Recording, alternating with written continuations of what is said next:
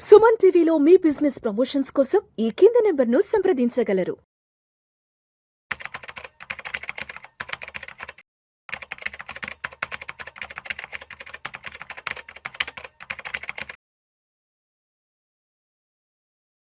నమస్తే, welcome to Vishnu talks. నేను విష్ణు. ప్రస్తుతంతో పాటు సర్టిఫైడ్ ఫైనాన్షియల్ ప్లానర్ తుమ్మా బాలరాజ్ గారు ఉన్నారు. వారితో మాట్లాడదాం. సార్ నమస్తే. సార్ తుమ్మా బాలరాజ్ గారు, నమస్తే విష్ణు గారు. Welcome to Vishnu talks. Thank you అండి.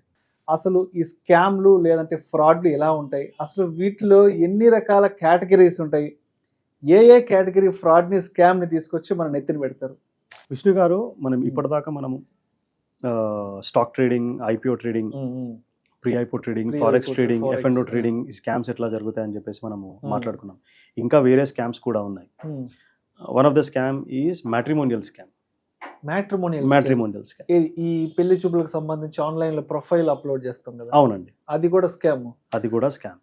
ఓకే. సో మ్యాట్రిమోనియల్ స్కామ్ లో ఏం జరుగుతుంది అంటే, ఇది లోన్లీనెస్ అనే ఇమోషన్ పైన ప్లే చేస్తారు. ఒంటరితనం అనే ఒక ఎమోషన్ మీద కొడతారు. ఒంటరితనమైన అనే ఇమోషన్ పైన ఇది ప్లే చేస్తారు స్కామ్స్టర్స్. చాలా మంది ఈ మధ్యలో తొందరగా పెళ్లిళ్ళు చేసుకోవట్లేదు. 30-35 ఇంకా ఎక్కువ కూడా లైఫ్ లో సెటిల్ అవ్వాలి, పెద్ద సాలరీస్. సో మంచి ఉన్నత స్థితిలో ఉన్నప్పటికీ కూడా, మంచి జాబ్ చేస్తున్నా, ప్రొఫెషన్ చేస్తున్నా, మంచిగా బాగా సంపాదిస్తున్నప్పటికీ కూడా ఒంటరితనం చాలా మందిలో ఉంది. అమ్మాయిలు కావచ్చు, అబ్బాయిలు కావచ్చు. ఒంటరితనం ర్యాంపెంట్గా ఉంది. దానివల్ల మెంటల్ డిజార్డర్స్ కూడా వస్తూ ఉన్నాయి.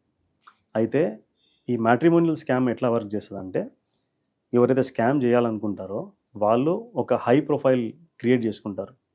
అంటే వాళ్ళు పెద్ద ఆఫీసర్స్ అని, లేకపోతే పెద్ద బిజినెస్ చేస్తున్నానని, ఒక హై ప్రొఫైల్ జాబ్ చేస్తున్నానని,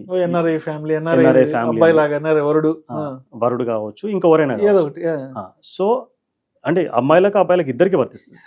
సో ఇలా క్రియేట్ చేసేసుకుంటారు ప్రొఫైల్. సో ఈ ప్రొఫైల్ బాగుంది కదా అని చెప్పేసి ఇంట్రెస్ట్ చూపించి అక్కడ కమ్యూనికేషన్ మొదలవుతుంది. అబ్బాయిలకు అమ్మాయిలు, అమ్మాయిలకు అబ్బాయిలు ఇద్దరు మొదలవుతుంది కనెక్టివిటీ.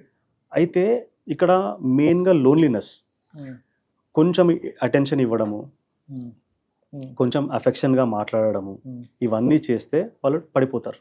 బుజ్జి బంగారం ఏం చేస్తున్నావు, తిన్నావా, పడుకున్నావా. సో ఈ విధంగా మాట్లాడితే వాళ్ళు they fall for it. Okay. So ఒక కోట్ ఉందండి, when your heart is hungry, even poison looks like food. అంతే కదా. ఇక్కడ హంగర్ ఏంది? అఫెక్షన్ కావాలి, తోడు అటెన్షన్ కావాలి, రైట్? సో అక్కడ కొందరు వీళ్ళు ట్రిక్ చేస్తున్నారని తెలిసినా కానీ మాయలో పడతా ఉన్నారు. అయితే ఒక్కసారి వాళ్ళు అట్రాక్ట్ అయిపోయిన తర్వాత then the real game starts. అంటే ఇక్కడ డోపమైన్ కీ రోల్ ప్లే చేస్తుందేమో కదా. ట్రాప్ లో ఇరుక్కున్న వాళ్ళకి డోపమైన్ బాగా, they will feel high talking to them. అంటే వాళ్ళతో మాట్లాడడం సంతోషంగా అనిపిస్తుంది ఇదంతా. So once the other person, the scamster knows this person is completely under his or her control, then real game start అవుతుంది. రియల్ గేమ్ ఏంటంటే, ఇప్పుడు సపోజ్ నేను ఎన్ఆర్ఐ అని చెప్పేసి ప్రొఫైల్లో ఉందనుకోండి, నేను నీకు గిఫ్ట్లు పంపిస్తున్నాను, గోల్డ్ పంపిస్తున్నాను, డైమండ్స్ పంపిస్తున్నాను అని చెప్పేసి మాట్లాడుకుంటారు. ముందుగా ఇన్ఫార్మ్ చేస్తాడు. ఇన్ఫార్మ్ చేసిన తర్వాత కాల్ వస్తుంది, నేను పంపించాను, అది కస్టమ్స్లో స్టక్ అయ్యింది, సో కస్టమ్స్ ట్యాక్స్ కడితే కానీ ఇది రిలీజ్ కాదు అని చెప్పేసి వస్తుంది. అవతల నుంచి ఒక డైలాగ్ వేస్తారు అంతే. సో అప్పుడు ఎదుటి వాళ్ళని నొప్పించకుండా, ఎందుకంటే they are getting the attention, they are getting the affection, right?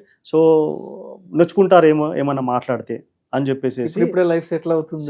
అంటే ఒక హోప్ క్రియేట్ అవుతుంది, నా లైఫ్ సెట్ అయిపోతుంది, నా లైఫ్ బాగా ఉంటది, ఇవన్నీ దొరికింది, ఒక మూవీ క్రియేట్ అయిపోతుంది, డ్రీమ్ మూవీ క్రియేట్ అయిపోతుంది అక్కడ. సో ఎప్పుడు ఆ మూవీగా కనపడుతుంది కానీ ఇక రియల్ గా ఏముంది, గ్రౌండ్ రియాలిటీ ఆలోచించే పరిస్థితుల్లో కూడా ఉండరు. సో అప్పుడు ఏం చేస్తారు, ఈ డబ్బులు నిజంగా కస్టమ్స్ కి పంపించాలంటే కస్టమ్స్ గవర్నమెంట్ ఇన్స్టిట్యూషన్ కి పంపించాలి, అట్లాంటిది ఏమి ఉండదు. ఈ డబ్బులు తనకి ట్రాన్స్ఫర్ చేయమని చెప్తారు. ఒకసారి డబ్బులు ట్రాన్స్ఫర్ అయిపోయిన తర్వాత దేర్ ఎండ్స్ ద మ్యాటర్. ఇంకా ఆ రోజుతో ఇంకా నెక్స్ట్ కాల్ ఉండదు, ఇంకా కాల్ ఉండదు.